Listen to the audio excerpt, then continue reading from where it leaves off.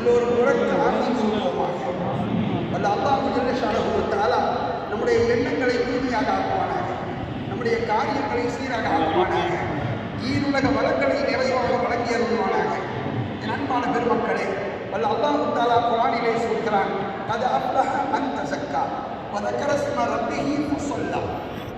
அல்லாஹ் என்ன சொல்கிறான் என்றால், யார் தான தர்மங்கள் செய்து தன்னுடைய இறைவனுடைய நாமத்தை உச்சரித்து தொழுதாரோ நிச்சயமாக அவர் வெற்றி பெற்று விட்டார் என்று அல்லாஹ் குர்ஆனிலே சொல்கிறான்.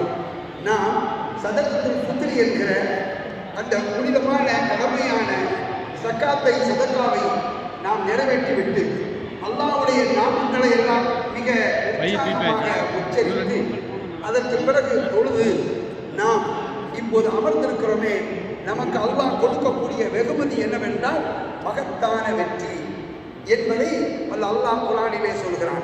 கண்மணி நாயகம் ஸல்லல்லாஹு அலைஹி வஸல்லம் அவர்கள் அருளினார்கள்.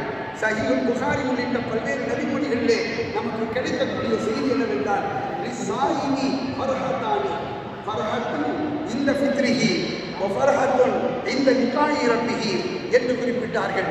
நோன்பாளிகளே, உங்களுக்கு அல்லாஹ் தஆலா இரண்டு மகிழ்ச்சியான நிலைகளை சிறப்பு வெகுமதிகளாக தருகிறார்.